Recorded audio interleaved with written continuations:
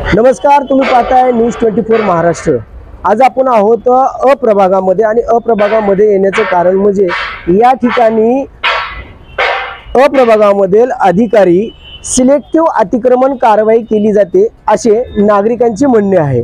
अनेक ठिकाणी कारवाईचा बडगा उगारलेला असल्यामुळे महापालिका आयुक्तांनी अनेक ठिकाणी शहरात कारवाई केल्याचे दिसून येते।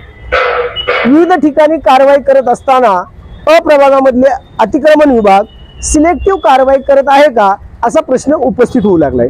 आम्हाला काही नागरिकांनी सांगण्यात आले आहे की अप्रभागामधले अतिक्रमण विभाग हे सिलेक्टिव्ह कारवाई करत आहे आणि हे कारवाई करत असताना त्यांना विचारण्यात आले की काही नागरिक सिलेक्टिव्ह कारवाई करत असल्याचा आपल्यावर आरोप करत आहेत, परंतु अधिकारी सांगतात की फुटपाथवर ज्यांना लायसन दिलेलं आहे त्यांच्यावर कारवाई करता येणार नाही असं अधिकाऱ्यांचं म्हणणं आहे।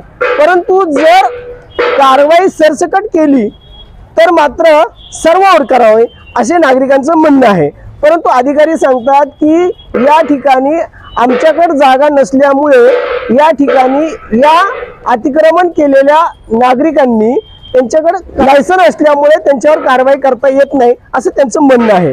परंतु जर असे अधिकारी जर अशी सिलेक्टिव्ह कारवाई करत असतील तर मात्र या ठिकाणी कारवाई करणं योग्य आहे का असा प्रश्न उपस्थित होऊ लागला आहे।